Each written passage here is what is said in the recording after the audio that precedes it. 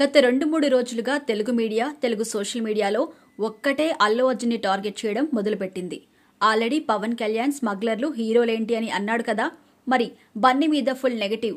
అప్పట్లో నాగబాబు కూడా పరాయోళ్ళు సొంతోళ్ళు అని అన్నాడు. ఇక ఈ గొడవ ఇప్పట్లో ముగిసేలా లేదు.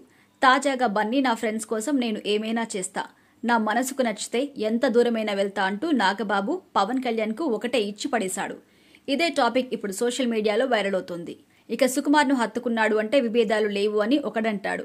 ఏదేమైనా బన్నీ గత కొంతకాలంగా మెగా ఫ్యామిలీకి, మెగా ఫ్యాన్స్ కి దూరంగా తనకంటూ ఒక ఆర్మీ ఏర్పరచుకుంటూ ముందుకు వస్తున్నాడు. ఇది మాత్రం నిజం.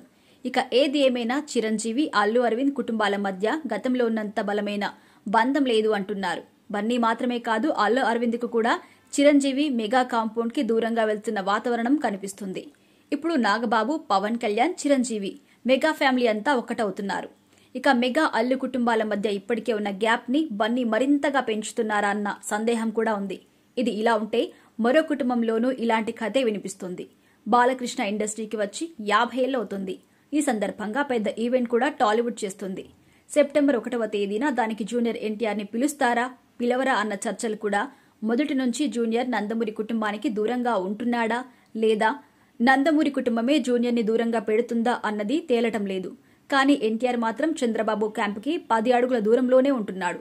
చివరికి తన సోదరి కూకట్పల్లికి ఇచ్చిన జూనియర్ ఎన్టీఆర్ కళ్యాణ్ రామ్ ప్రచారానికి కూడా రాలేదు. త్వరలోనే జూనియర్ ఎన్టీఆర్ దేవర సినిమా రిలీజ్ కూడా అవుతోంది. మరి దీని ప్రీ రిలీజ్ ఈవెంట్ కర్నూలులో భారీగా ప్లాన్ చేస్తున్నారు. అప్పుడు బాలయ్యను పిలుస్తాడా? ఎన్టీఆర్ అయితే ఖచ్చితంగా పిలవడు అని చెప్పాలి. ఏదేమైనా మెగా ఫ్యామిలీలో mega family versus Allu family war ఎలా నడుస్తుందో junior versus Nandamuri family war కూడా అలాగే నడుస్తుంది.